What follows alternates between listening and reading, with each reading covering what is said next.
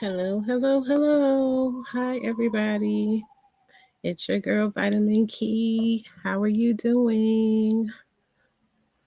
We are back for a Woman Chat Wednesday. We're going to be a very sensitive topic. Sorry, I was making sure that as soon as it turned 6 o'clock, there was a fire truck or some kind of emergency truck that went past. So it would just go woo. And I was trying to wait for it to go all the way off. But how are you guys doing? Welcome, welcome, welcome here.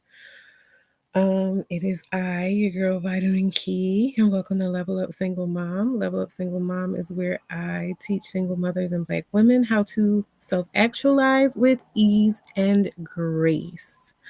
So we'll just get the pleasantries and stuff out of the way. So some of you may or may not know I did a seminar over the weekend where I did, hey Chrissy, where I let people know about like what Level Up Single Mom is and about the importance of self-actualization. It's actually up here on the page. Hey Nicole J, welcome everybody. Come on in. Yeah, and that was fun. Like you get to see it. I had a lot of fun. I met some really cute young girls, remind me of my oldest daughter, and we had a good time. And I met a few people. I did a little bit of networking, so had a really great experience doing that. And what else happened? Well, I mean, some of y'all already know what's been happening in this space anyway. Well, not this space, but spaces that I'm in adjacent to this space. So there was a lot going on there. Oh, and I'm glad that I thought of that because I wanted to do a disclaimer. I put a disclaimer in the what's that called? Oh, and if you would please, you can just share the live and like, share, and subscribe if you haven't already. Just gotta get that stuff out of the way also. But what was I saying? Oh yeah, so I wanted to do some housekeeping because it's pertinent at this time where so much has been going on. I just wanted to be clear from the beginning. I'm still a very, very, very small channel, but I'm trying to do a particular kind of work in like today's topic.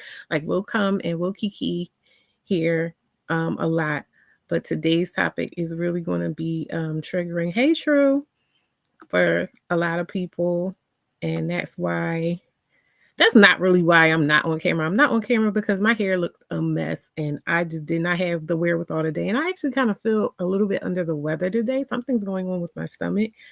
And I just didn't feel like doing my hair and makeup and everything like that. And it just makes it easier for me to just focus on the message and what's going on. You said you've been in hermit mode in your book.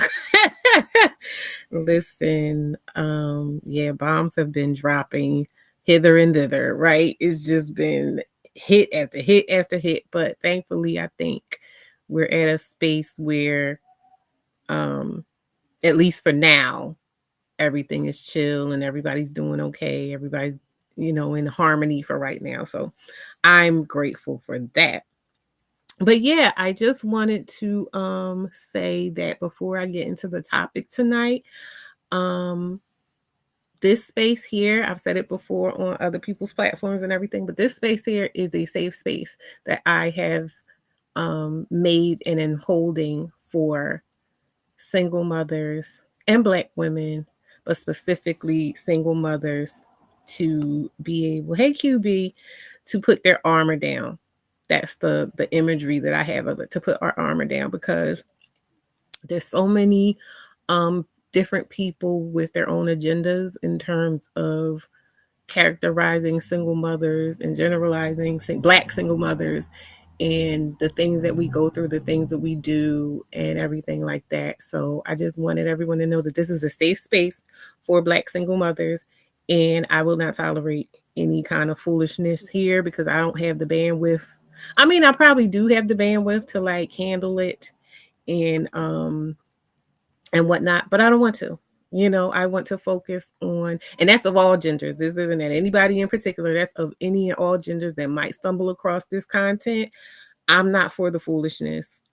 Um, I will block, I will do whatever I need to do to protect this sacred space. I said this is a hallowed space and this is a sacred space, and I'm trying to do, what I consider to be sacred work for our community, for my sisters, for the babies and everything like that. And I don't got time to be going back and forth. I don't want to argue with nobody, and I won't.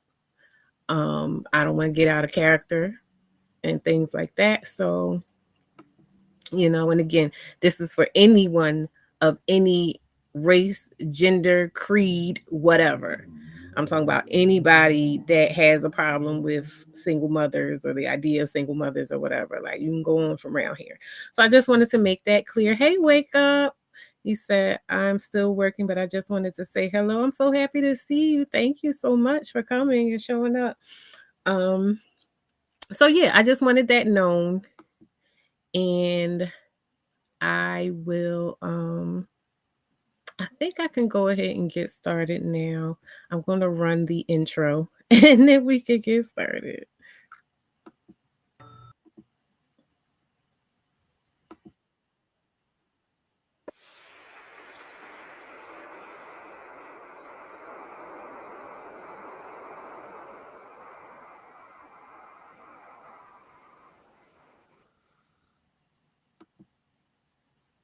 Okay. So, we're going to be having a conversation today that is rooted in a conversation that I was having in the Discord I'm in about,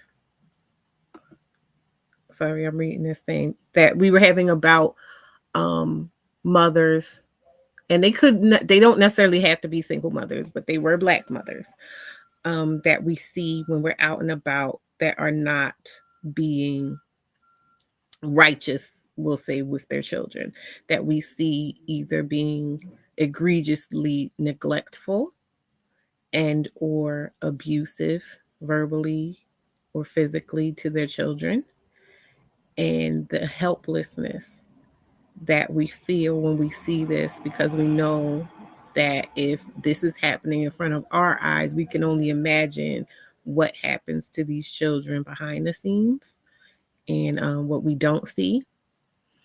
And I want to be clear that I'm talking about all children, like both genders or whatever genders of children.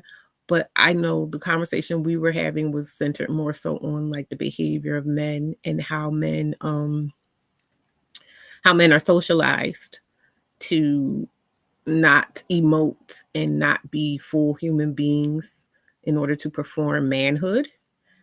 And so then I interjected with, because it just stuck with me. I recently was out and I decided to go to Wendy's and get some food. And there was a family there. It looked like two sisters. And based off of how they were talking to each other, they were the aunts of the children they were watching. There was a little baby that might have been around 1 or 2. And then she was a girl. And then there was a little boy that looked like he couldn't have been no more than like 3 or 4.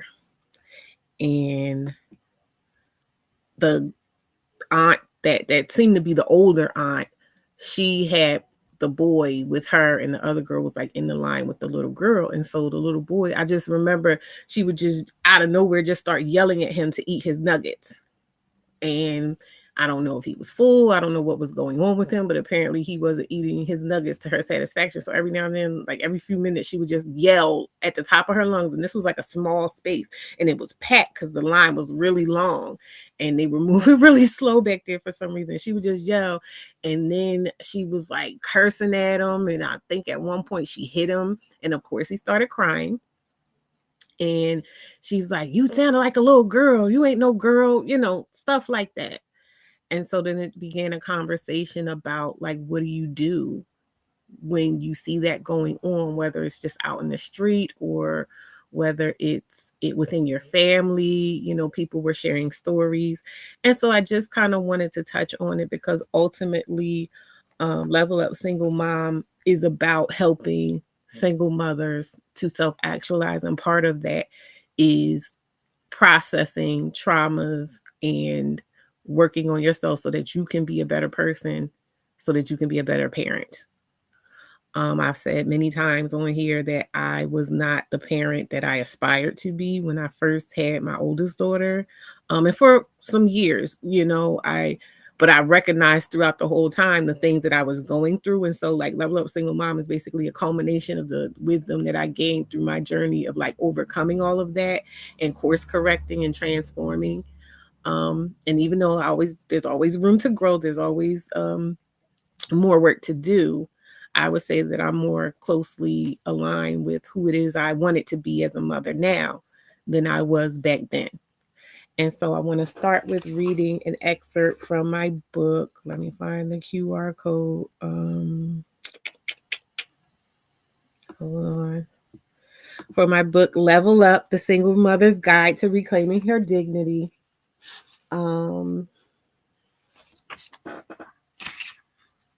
This is like somewhere in the beginning.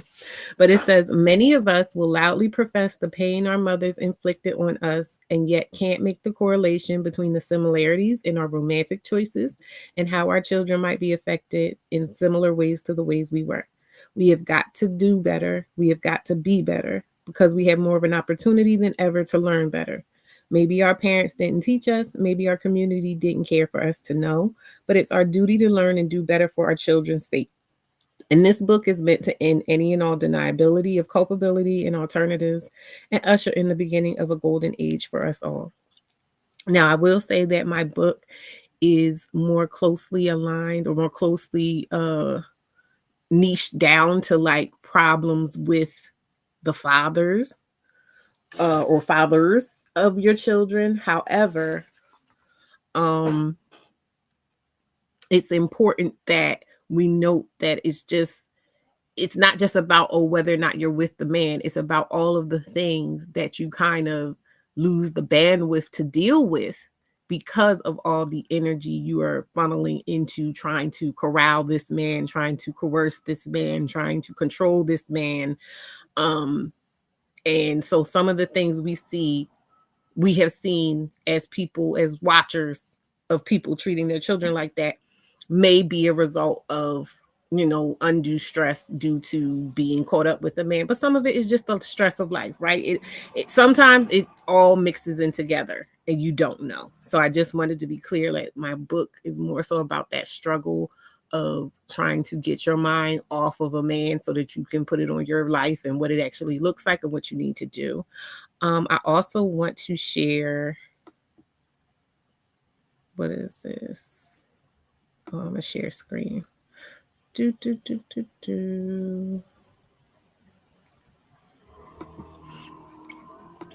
share this. Let me see what it looks like on here. I want it big.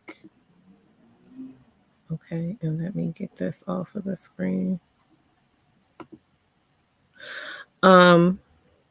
This is from my book as well. And this is the part that's really important and really relevant to what we're talking about. Think about the moments when you're snapping at your kids while you're in your own head and you're wondering why you're so mad at this little person that you love so much and how the things flying out of your mouth at them are so horrible, yet you can't seem to stop. If you're constantly at a level of 45 on a scale from 1 to 10, if you're increasingly resentful of the multitude of tasks that make up your list of daily responsibilities pertaining to your children, if you're constantly looking to the past or the future and unable to sit still and quiet in the here and now and feel joyful without feeling like or fearing that it's just temporary, you are most certainly not happy. And I can guarantee it's affecting your relationship to and with your children, even if you think you're holding it together. No matter how much you spend on extravagant clothes, toys, or trips, if you do not proactively deal with the negative feelings that you harbor about the harsher realities of your situation, they will manifest in the form of mood swings, risky and or overindulgent behavior, and an unhealthy to the point of obsessive need to try and control people and situations that aren't, never were, and never will be in your control. We all have been and seen this single mother before. She can be a combination of any or all of these characteristics. Combative against anyone giving her or her children constructive criticism or warranted correction. Aggressive towards anyone and everyone, including her children. Short-tempered. Permissive, allowing her children to run all over her and anyone unlucky enough to be in their vicinity, allowing men to use and abuse her or her children. Neglectful of her children by not attending to their needs in the most basic of ways, which are feeding, bathing, properly clothing them, etc. Not monitoring and establishing standards for academic performance and behavior. Spending all of her free time with men or in the streets, or neglectful of herself by not keeping herself reasonably presentable, isolating herself and or her children unnecessarily, limiting her own options due to a sense of duty and hopelessness, overindulgent of the children by having lax or non-existent standards of behavior, flimsy boundaries or none at all, no real consequences for poor behavior, or spending obscene amounts of money on material things, or of herself, using food, alcohol, sex, drugs, social media, relationships, etc., as a stand in for self esteem, to numb unwanted emotions, block bad memories, compensate for unmet expectations, and replace the things she really wants but doesn't believe they can have for whatever reason.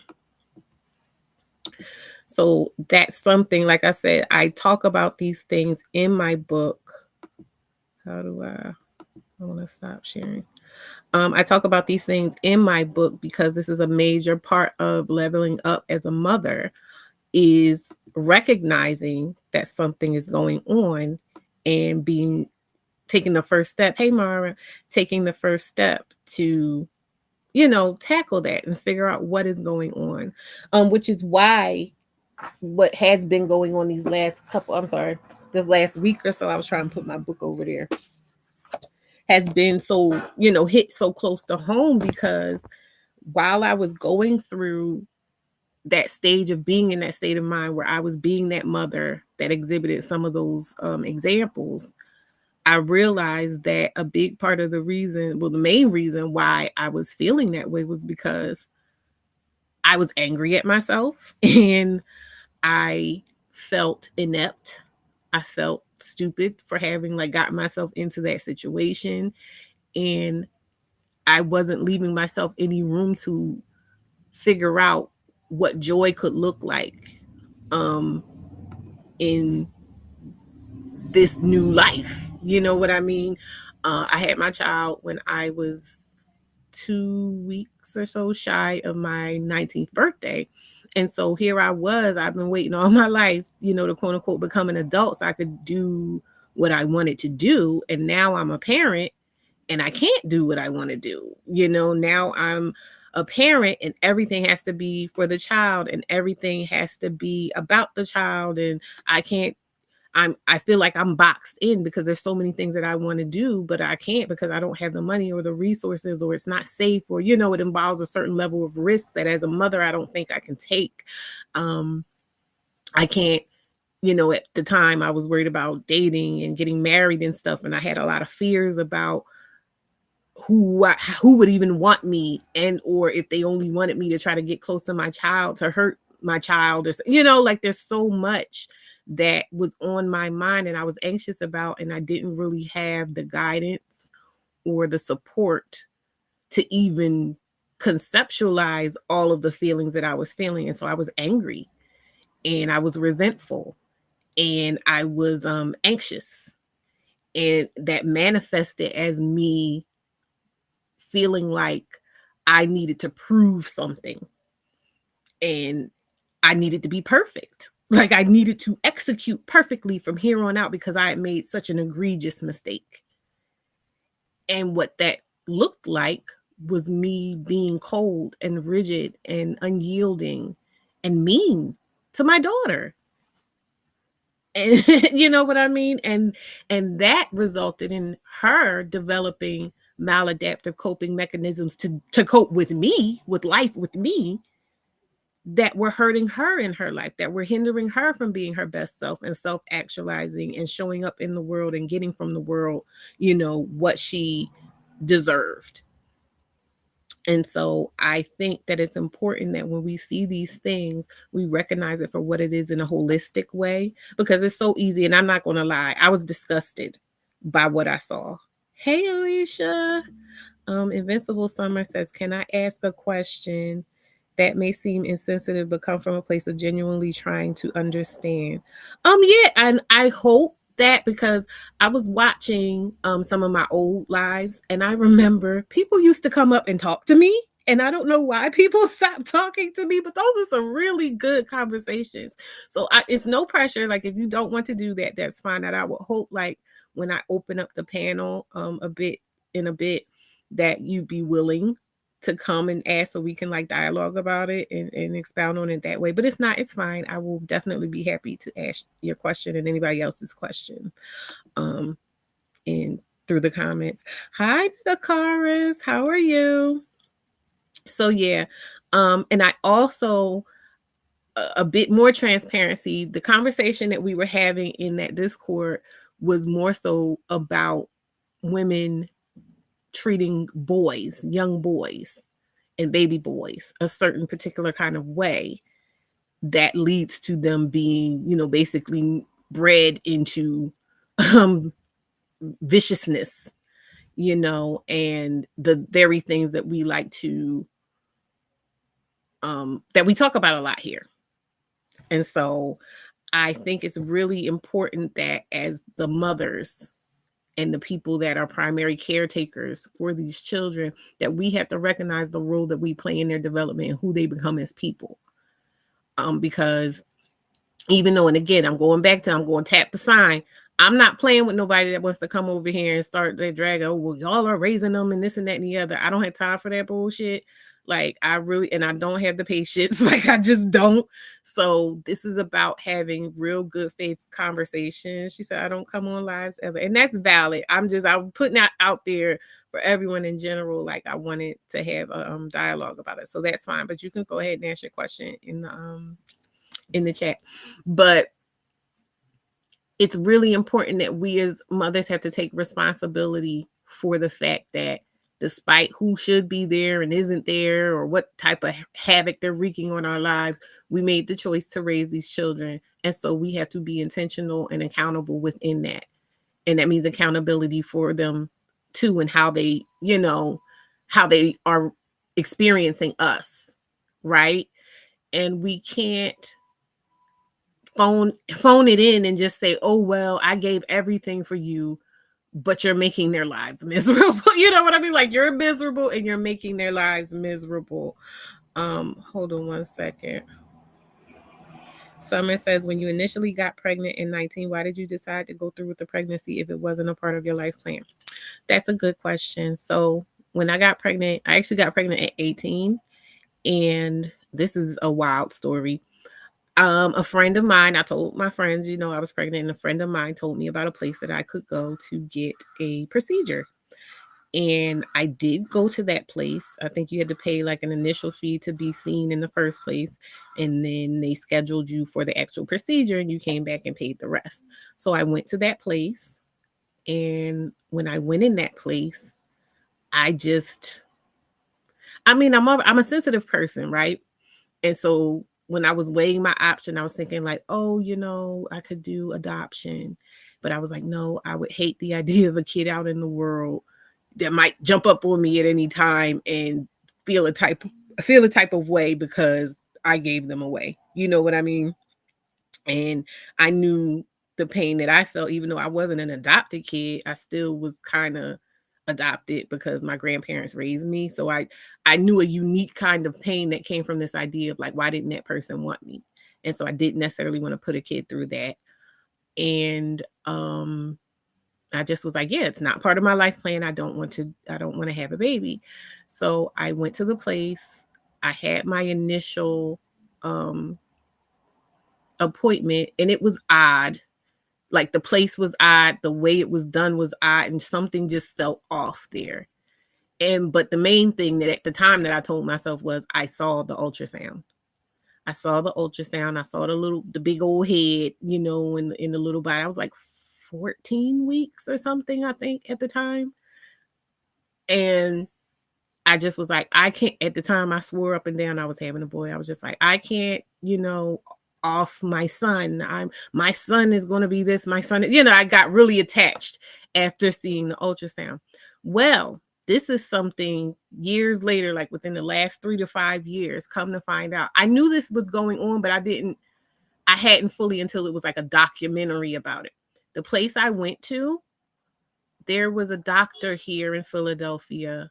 I forget his name, but he's in jail now because he was doing horrific things at that clinic, and women were being hurt for life, and he was doing inhumane things to the fetuses, and it was just really, really bad. So basically, whatever the feeling was that made me feel like I didn't want to go through with it probably saved me in a way from a lot of really bad things. Because like I said, that man is now in jail. He's considered like a serial unaliver in what he was doing.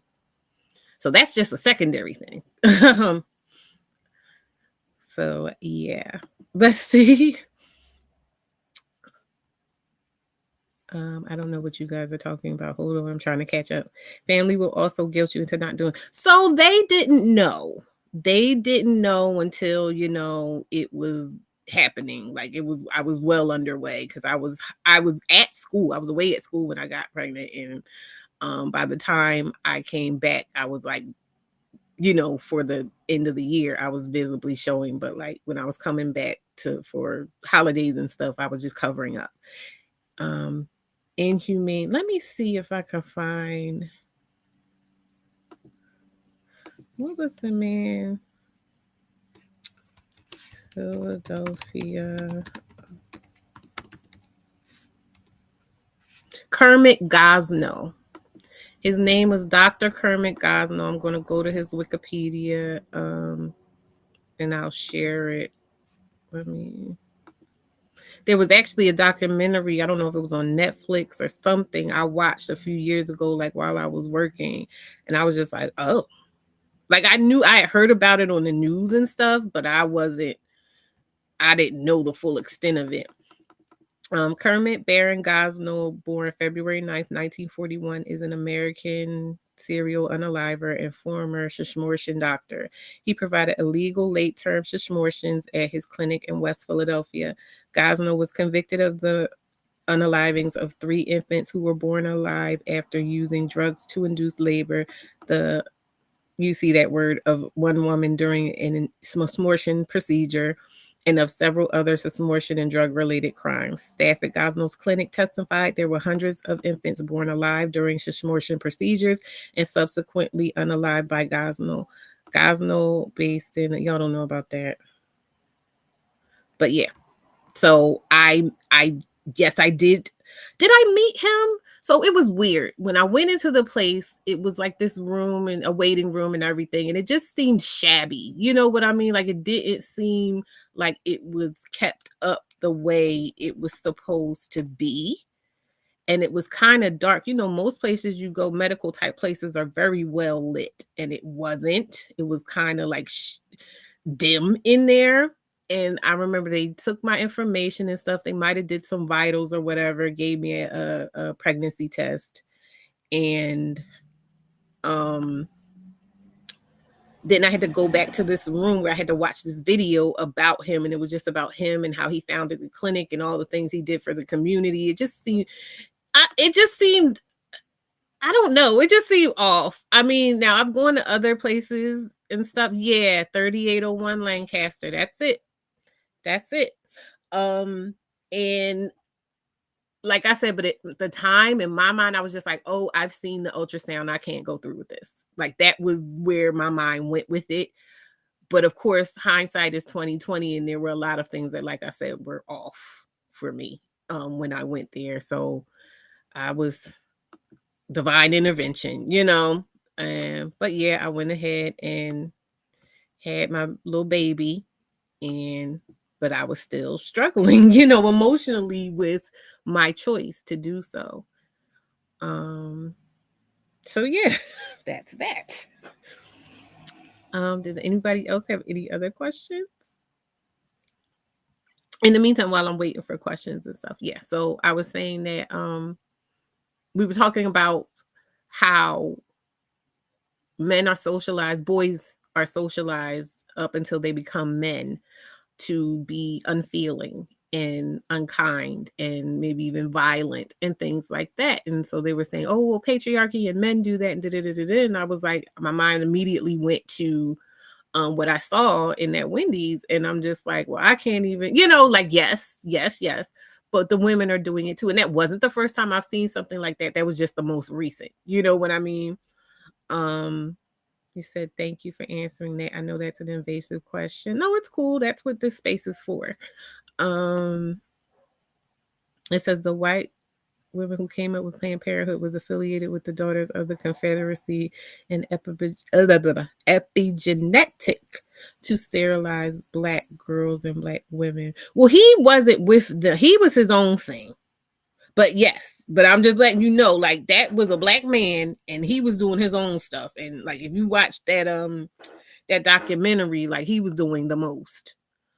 In Philly, you still have to be 21 to have your tubes tied. Were it not like that, you could have avoided that whole experience. That's true as well. And like, even after I had my oldest daughter, like, I had other friends who had children and they wanted to get their tubes tied and stuff, and they were told like they couldn't get them tied because they weren't the same age, or they couldn't get them tied because they only had a certain amount of children, or a certain gender of children. They didn't have a boy and a girl. Like, there's so many things that when a woman goes and says, hey, I want my tubes tied, I want this to happen, they're just like, oh no, yeah, you can't do that.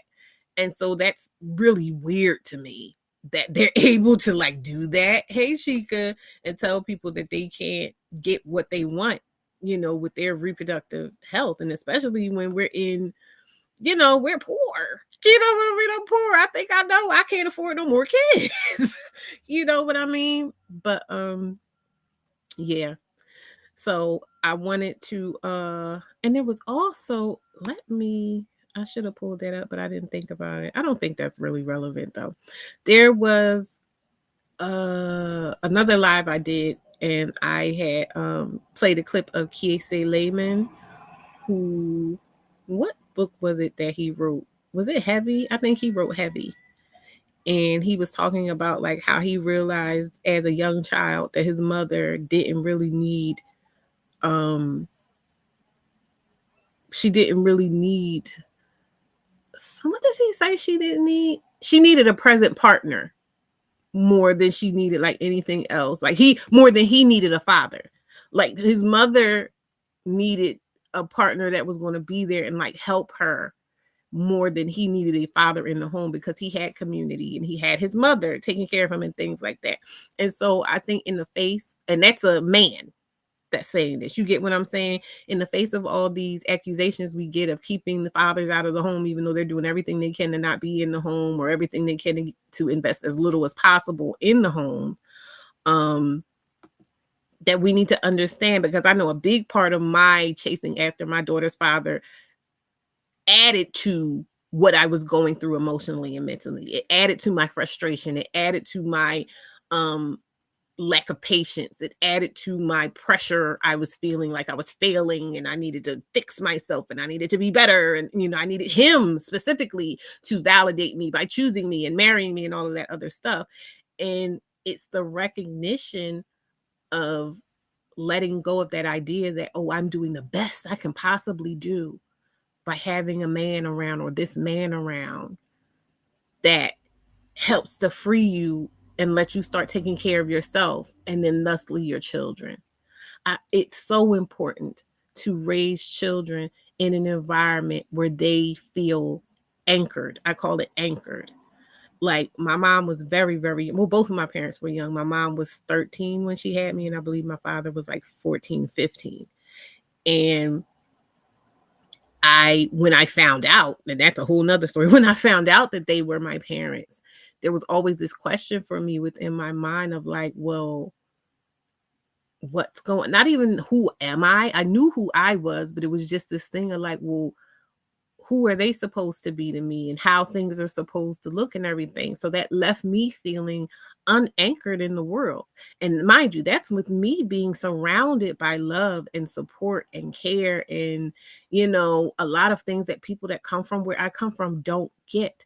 I was not bullied. I was not yelled at and cursed at. You know what I mean? I was affirmed and told that I was loved and hugged and kissed and coddled and cuddled. You get what I'm saying? But there's so many kids that aren't. There's so many kids that are living in houses that are cold, both emotionally and, really, physically. There's so many kids who are not prioritized, or their mom just doesn't have the bandwidth to do anything but quote unquote provide at the level that they're qualified to provide at. So working these menial jobs and working a bunch of them, they're never home, latchkey kids, things like that.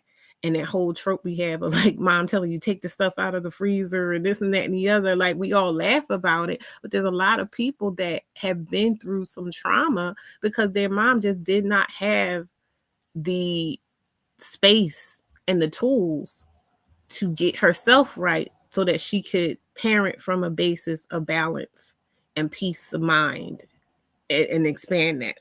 So I wanted to like open up the conversation, open up the floor for people to come up and like we can talk about this because it's a really important thing. And I want, if anything, I want women to know that what you did now is past. In this moment, you can't change it. You may have to work at forgiving yourself for it. But I want to have a conversation where we can start unpacking, okay, what that is. Because like I said, I want to usher us into a golden era for us all. I want our community to be better. I want our kids to be safer. I want the children that we, put into the world to be a manifestation of the triumph of us as individuals and us as a people. You know what I mean? I don't want to be having these same arguments and these same things that our community is known for in the world at large be the case. You know what I mean? QB said that's engineered that way. Yeah, but the thing is, it is engineered that way. But what I had to realize is like, and that's why, that could have been such a better conversation, that was going on over at Themis's and stuff and everything. Because when everything is said and done, and I said this over at Petty's, my book is about accountability. My book is about taking control of your life and being intentional about the choices you're making and where it is you're trying to go and everything like that. It's just a matter of, with that intentionality there's no need for unkindness. There's no need for so much anger. I mean, anger, yes, like I said, it is a tool, but anger is something to be harnessed and then process into something else. It's not supposed to just stay anger and burn you up. If anger is coal and you light it up and now it's fire, you want to either put it into something that it can power it. You know what I mean? You don't just let it sit out and catch other things on fire, because then you're in a burning house. You know what I mean? Like you have to be smart and strategic about how it is you use your emotions. Emotions are good. You know what I mean? And I also say that I hate the way people act like being emotional is a bad thing. It's not. Hey, London Link. It says so many forces against us in healthcare. There's so many deep things we must navigate and consider. Yes, and the most important thing for me has been to cultivate and secure my relationship with myself. Because no matter who is against me, as long as I am aligned with myself, you can't knock me off of my square. You get what I'm saying? A lot of people are able to fall. They say you got to stand for something or you fall for anything. You're falling for anything because you are not in a stable relationship on your square within yourself. So anybody can sway you any kind of way because you're betraying yourself. You know what I mean? Like, people can betray you, but if you're not in the habit of betraying yourself, that's their business and you can just move on. You know what I mean? So it's really, really important, like I said, to do this work. And it's hard. I don't want to sit here and act like, oh, you just turn around and you're like, oh, I'm healed now. I'm my own best friend. No, you're going to be so mad with yourself, and you're going to be so disgusted, and you're going to be so embarrassed, and you're going to be, all of the things. But at least if you are being intentional about extracting all of those feelings and examining all of those feelings and then processing all of those feelings, you're not taking it out on your kids. Because whatever you do to your kid, it's like the same way you can see as I'm talking, this circle is getting bigger and bigger and radiating. Whatever you do radiates outside of you. And then it radiates outside of your kids. And so it's always ever expanding. What type of vibes do you want to be putting out into the world? Because it's all going to hit, like, see, ooh, it's going out, it's going so big. But it's all going to hit you someday. Somebody else that's been touched by the energy you put out is going to come back to you. And it just keeps perpetuating and perpetuating and perpetuating. So what kind of energy do you want to be walking around and encountering within the world? You have to be the change you want to see. That is so important. Summer says anger is a secondary emotion. I'm about to put the link, by the way, if anybody wants to come up. Summer says anger is a secondary emotion. It's always a response to other primary emotions. That's right, because at the base of my anger, when I got to the bottom of it, I was just sad. I was sad. I was aggrieved. I was mourning. I felt like I had lost myself. I felt like I had lost my opportunity to live. And all I was alive for was to be utilitarian vessel for my child, a functional thing to take care of her. Hey, Jazzy. You said, I'll just see them when they come up on the screen. Who, people? I don't know what you're talking about. I didn't think I had anything else to live for myself. I thought all my dreams were over, and I was the Walking Dead. I thought I was the Walking Dead. And it didn't help that, I came from a family legacy of teen pregnancies. My grandparents that raised me, they were married and had a son when they went to their senior prom. And so then when my mother had me, like I said, she was 13, my father was 15. And then I had my baby at 18. But my grandfather, he would sit people down because I wasn't the only person. My aunt had a child as a teen and stuff like that. And he sat me down and was like, your life's over, right? But that was his perspective. And this was a married man. I was in a 2-parent household. And this was a married man. And I'm looking at him and I'm looking at my grandma, and they not, they weren't what you think of when you think of a 2-parent home. When you think of it, they were making it work. They were making do. And they loved us. Don't get me wrong. They loved us so much. And we had so much fun and joy and laughter. But there was this deep sadness that I ultimately believe killed my grandfather when everything is said and done. He had complications from diabetes, but just the way I remember him coping in life, and like I said, those type of melancholy things he said, where he truly believed that his life ended when he had his first child. And here he was, 3 way past grown kids passed, and now grandkids, and now grandkids having kids, and and but that was what he gave. And I know he didn't mean it. And this is not to say like he didn't, it was just that sadness about it that I remember. Like I said, they took very good care of me, and they were very loving to me, and then coddled me, and they would always say I was spoiled and stuff like that. And in some ways I was. But when I started getting out into the world and seeing like how other people were living, and seeing how other people didn't have the safety that I had within my home, like I understood that I was privileged. And that's a blessing. Said, yeah, they say you can't be a child anymore once you become a parent, but we were never allowed to be children, the majority of my peers. Yeah, and like I said, I know that I'm privileged in that wasn't my story. I was most definitely allowed to be a child. I just kind of cut myself off at the knee, thinking, oh yeah, I'm finally an adult. And now my whole life is surrounding this prison. Like I didn't get to live, I didn't get to travel. You know what I mean? I didn't get to find a career that I loved and make enough money to at least be able to have a stable foundation. I've been struggling to catch up ever since. Did they tell you about how teen pregnancy affected their life early on? No, none of that was ever discussed. It was just like a general understanding of like, oh, don't get pregnant, don't have sex type of thing.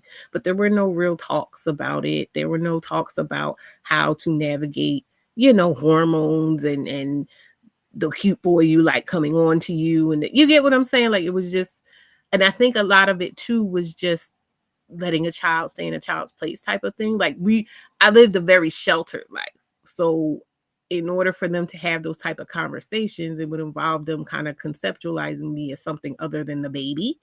You get what I'm saying? So, and being that I would not to tip my own hat, but I was such a non-problematic child that I don't think they even thought they needed to have those conversations with me. And honestly, like, I was having sex. I started having sex when I was like 15, but I was at the doctor's and I was trying out different types of birth control. Like, when I think back to that time, I was really mature in that sense of like trying to be on top of it. It's just that when I went away to school, I just got lax and lazy, and not even late. Like, I would have had to take like a 2 to 3 hour ride back to the city to get my depot.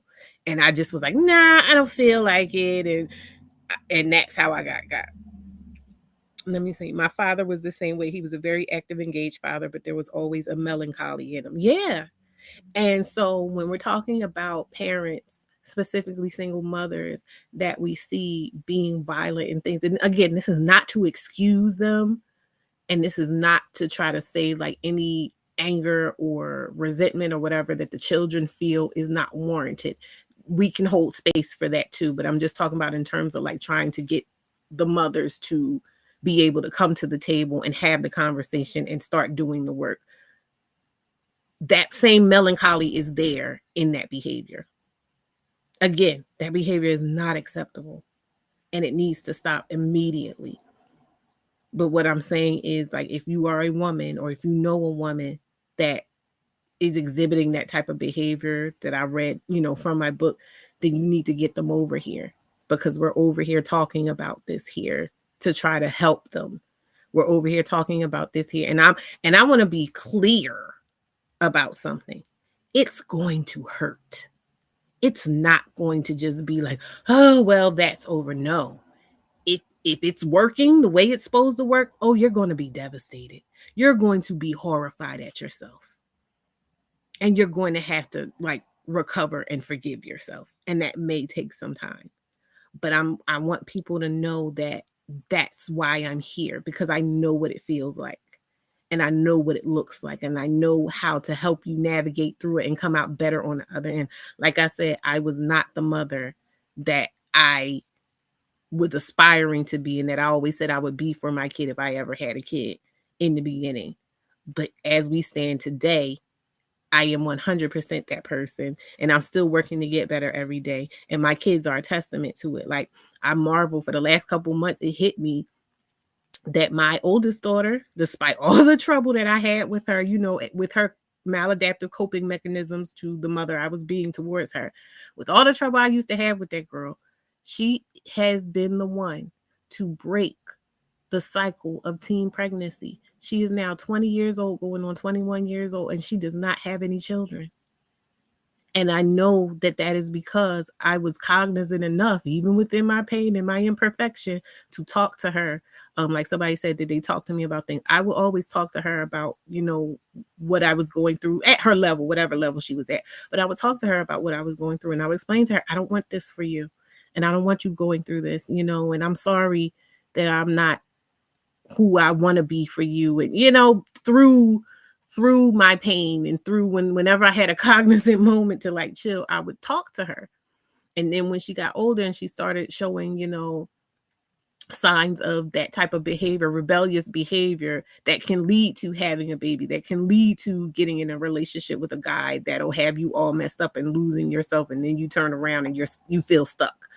And letting her know, like, you don't have to do this.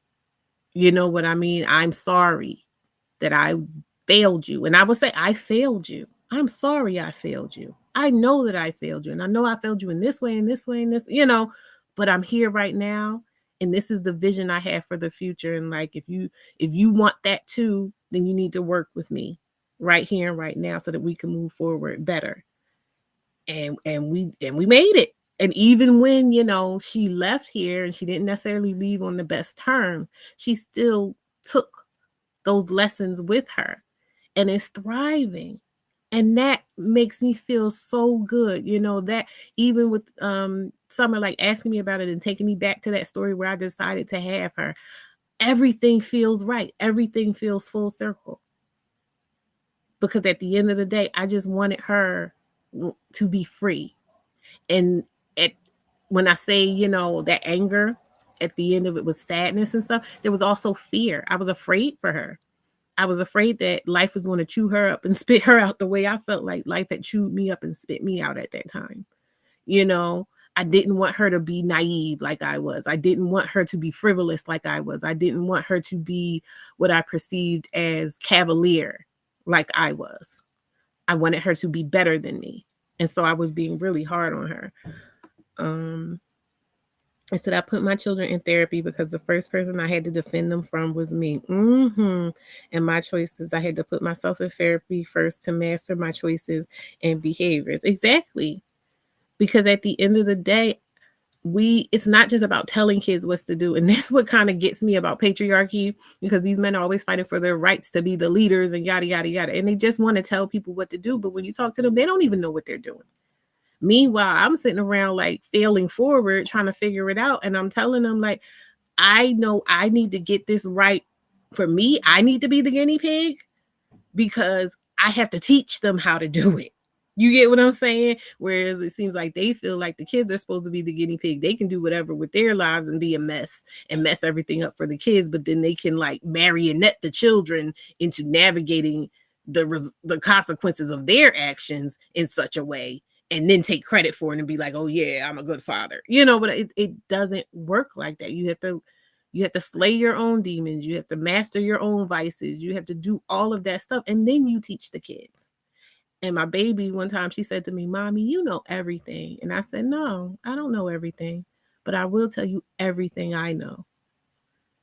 And so in self-actualizing, you go to the depths of what you know. You go to the depths of being able to trust yourself and trust your wisdom and your experiences and your cumulative knowledge, and be able to not just dictate, but demonstrate what it is how it is you want your children to live, and what it is that it looks like for them to live that way.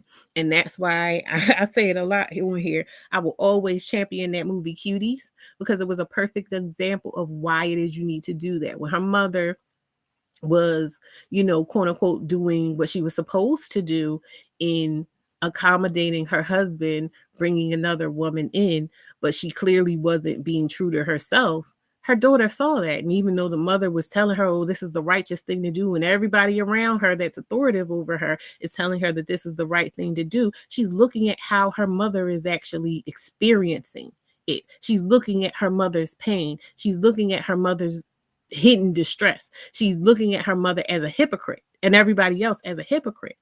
And so she wanted to be the opposite. And so she figured, well, if you doing that makes you good, then I'll just be whatever bad is, because I do not want that.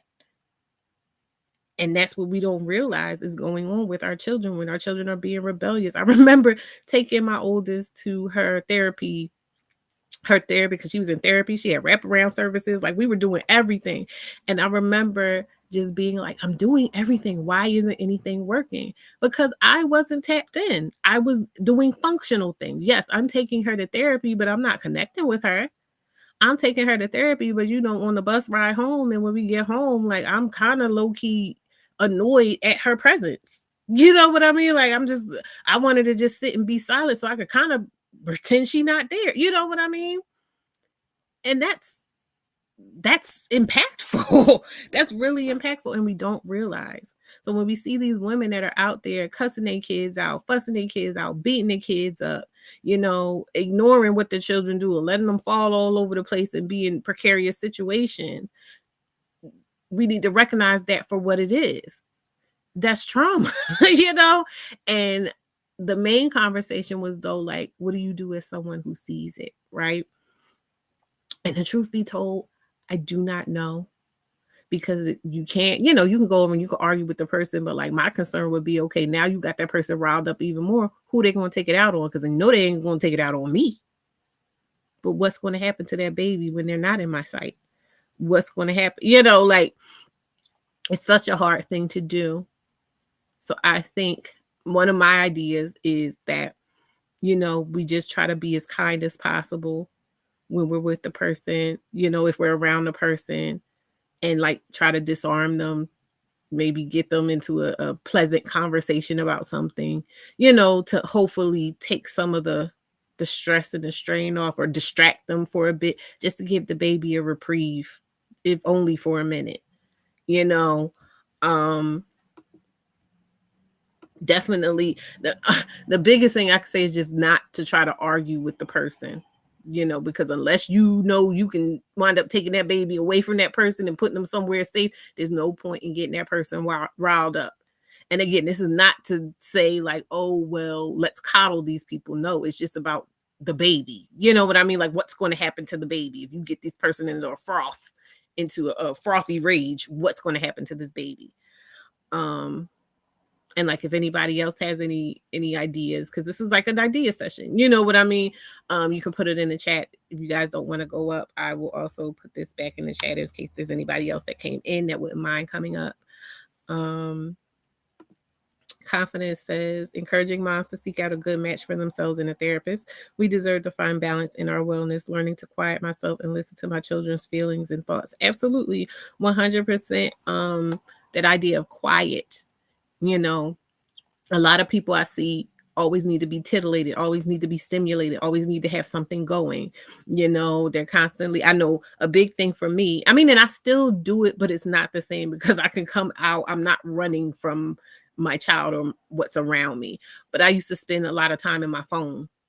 You know, I used to spend a lot of time in my phone, again, trying to zone out, trying to forget that I had this life and this child that wasn't going anywhere, that was solely my responsibility. You know what I mean?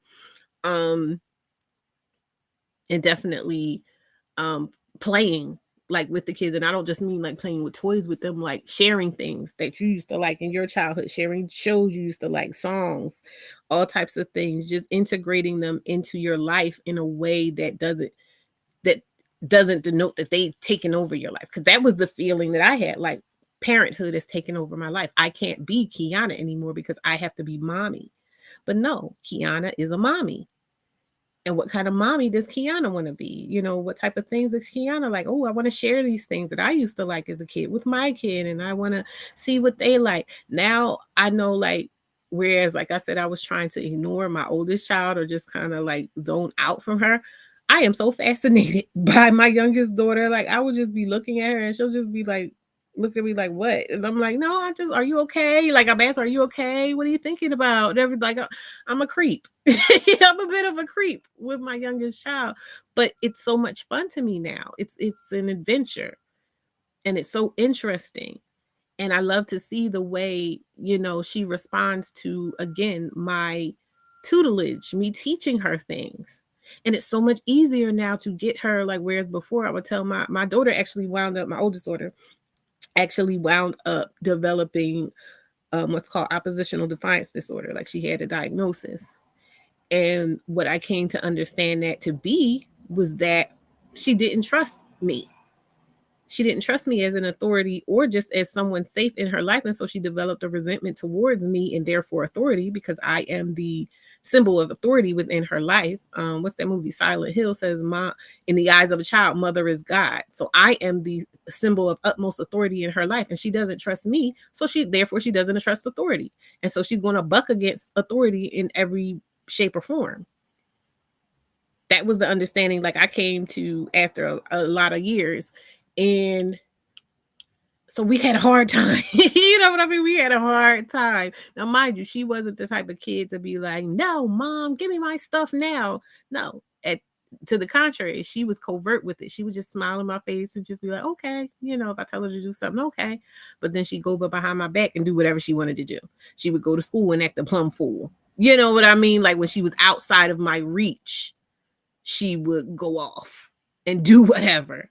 And so there was always chaos. There was always, the shoe, me waiting for the other shoe to drop. And that just perpetuated a cycle of just me feeling hopeless and me feeling like I was being punished. And, it just wasn't good for either one of us. And so I really think it's important to, for mothers to be willing at first. Because and believe it or not, throughout all of that, when I was going through that stuff, there was a part of me that was just like, I'm doing all the things, what's wrong? But there was also a part of me, like when I would yell at her particularly, or even when I would beat her or something like that, that would go, this is not you. And this is not the way. On a level, I knew that this was not it. You know what I mean? And I was just, but I didn't know how else to be. I just knew that I was just tired and confused and embarrassed and hopeless, and I and felt alone. That's all I knew in those moments. And so I think that another way of being is to be an example. I know I had a friend that had stayed with me briefly, and when I had my apartment. And I remember she told me, she said, I know you was working and stuff, and you came home one day and it was just like you were floating on air. And she was like, you just inspired me so much because you just seemed so carefree and just like you were living the life you wanted to live. And mind you, I hadn't even, this was like 2013, 2012 or something. But it was it was a high point in my life because I had gotten my dream apartment, and I was working, I was doing hair, and I was making moves and stuff. I was traveling a bit or whatever. And I just felt like there's nowhere to go but up. My creativity was child. I was even getting up at 4 a.m. in the morning to exercise. Can you imagine? Like, I was getting up at 4 a.m. for the purpose of exercising. That's crazy. Like, even now, that sounds crazy. But I was doing it because I had gotten myself to a point where I recognized that I wasn't trapped. It just looked different than I thought it would look before the idea of like me being a mother and having children. And so even now that things aren't exactly as good as they were at that high point in my life, they're still amazing because I know that I get to build my life no matter what it looks like, no matter if I have a child or not, no matter what's going on. As long as I'm still alive, I can make my life into whatever I want it to be. And I just think that, we can be examples of that in the world. And I don't know exactly what that looks like in terms of from the perspective of women who are doing those types of things, because sometimes seeing someone living in a way that you feel like you can't live can exacerbate your problems as well. But I think that we just need to be mindful and ready and just kind of ask the question when we're in those situations of, how can I help right now? Not of them, but just of our spirits. Like, show me what I can do right now to make it better in this moment, even if it's just for this moment, that we can prime ourselves to be agents of that kind of change that we want to see and do good and not any harm. So I have put this up. I put the link for anyone if they want to come and talk up here, because I think I've kind of run the gamut of my thoughts on this. But also, I wanted to let everybody know, if you are watching, rewatching, whatever, just coming in, you can find my book. Here is the QR code for my book in paperback form. That is on Amazon right now. You can also get the downloadable ebook. And I'm just leaving that for a second or two.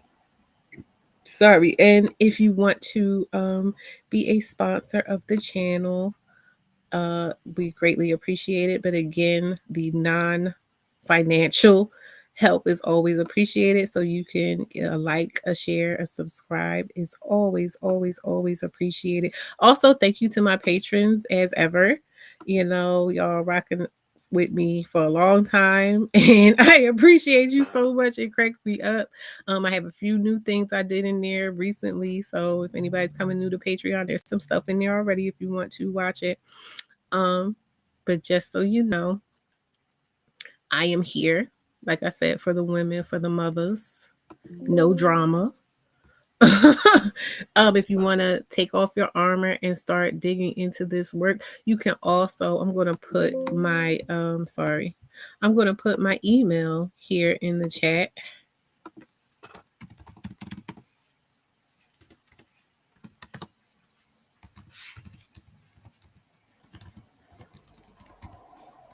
Sorry, I'll be forgetting what it is. I'm like, what is it again? That's my email. If you want to send me messages, if there's things you want to talk about, QB says, I wanted to come up, but my oldest got home as soon as you dropped the link. No problem, no problem. Just know, I am here, because at the end of the day, where is it? I'm here for everybody. And where can I, dang. Is Discord on here? I'm not signed into Discord, am I? So I have a Discord. I've had a Discord for a long time, actually. I'm logging back into it again. Yes, I am a human Discord. Whatever. What? Sorry, it's telling me my password is out.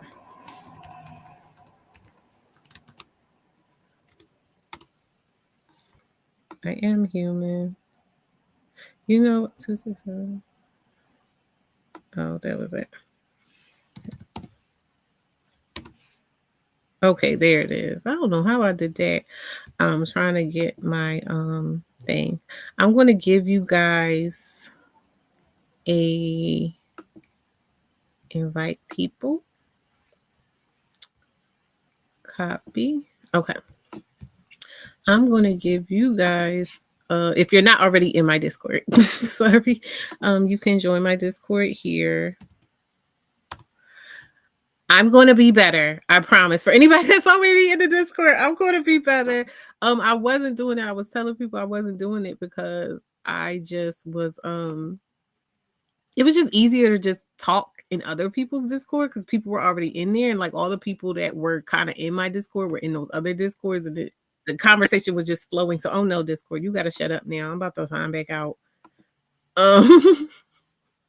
But yeah, but just know, like, it's a safe place. You can come over because I'm just doing my little thing, talking, and I come up with information. Oh, thank you, Nakaris, for joining the Discord. And just know, like, I am here. I am here.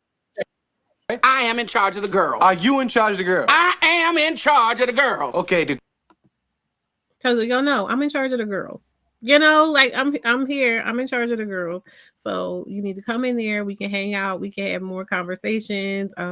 Also, I can find out what you guys want, because when I give y'all my email and stuff, I'm like, tell me what you want to talk about.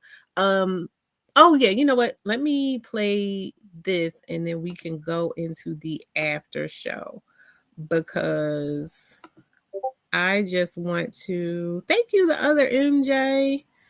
I just want to, how can I add this? I hate when this does this. That's the only thing I don't like. No, I'm not in charge of the girls right now. Chill out. I'm trying to put my thing so I can do my outro. Give me 1 second. All right, here it is.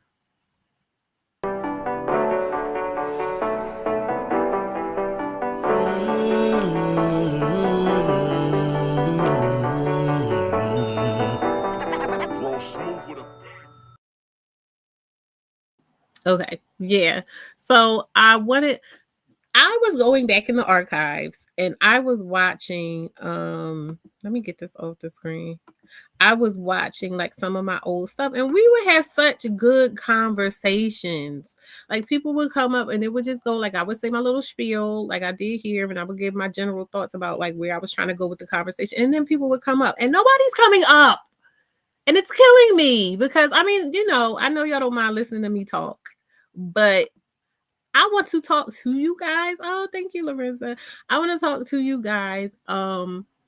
Because like I know what my thoughts are and I have my book and everything, but it's about this is a community focused effort, right? And I'm not scolding you. Please don't think I'm scolding.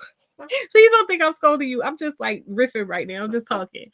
But when I go and if you go back in the archives, if you watch them, like we had some really good, deep conversations. And I feel like the more people that come and talk, or at least even if you don't want to talk, like share these lives. If you're on Facebook, if you're on somewhere where people would like this type of content, please remember to share. And I know because I don't really share a lot of what I'm watching on YouTube with everybody in my family, because it's very niche. But they're like people, if you think about it, like, oh, this person would like this, or this person would get into this, or this person might need this. She's to scold them. No, I'm not gonna scold anybody. I like just hanging with y'all, right? But it's a community effort, and I feel like more people need to know that we're doing this over here, because like I can keep saying the same things over and over and over to the people that have been here, and I know y'all will come and y'all will listen because y'all love me and I love y'all too, right? But I really want to help some people. I really want to help some folks. So like if you have, especially if you have Facebook, please like post your favorite one, anyone you think of, you go back and watch it, post it, because that's how stuff like this grows. More people need to know that I'm here doing this stuff so that I can actually help people with these things. And what else was going on? I feel like there's something else I'm missing, and there was something else I wanted to share. Okay. So this is what I wanted to share. I'm going to share my screen. I wanted to end out on a poem that pretty much solidifies what it is I'm trying to say by this live, and like what it is I'm trying to work on and do. This is called The Hand That Rocks the Cradle. This is by William Ross Wallace. And it goes, blessing on the hand of woman, angels guard her strength and grace. In the cottage palace hovel, oh, no matter where the place. Wood that never storms assailed it, rainbows ever gently curled. For the hand that rocks the cradle is the hand that rules the world. Emphases the tender fountain, power may with beauty flow. Mothers first to guide the streamlet, from them souls unresting grow. Growing on for good or evil, sunshine streamed or darkness hurled, for the hand that rocks the cradle is the hand that rules the world. Women, how divine your mission, here upon our natal side. Keep, oh, keep the young heart open, always to the breath of God. All true trophies of the ages are from mother love impearled, for the hand that rocks the cradle is the hand that rules the world. Blessings on the hand of women, fathers, sons, and daughters cry, and the sacred song is mingled with the worship of the sky. Mingled where no tempest darkens, rainbows evermore are curled, for the hand that rocks the cradle is the hand that rules the world. So I will see you guys next time. I love you, love you, love you. And yeah, go ahead and jump in the Discord if you want to. And I might put it, I don't know where I'm gonna put it because I don't want anybody and everybody in there. We'll figure it out. But we gonna grow this. So I will see you guys.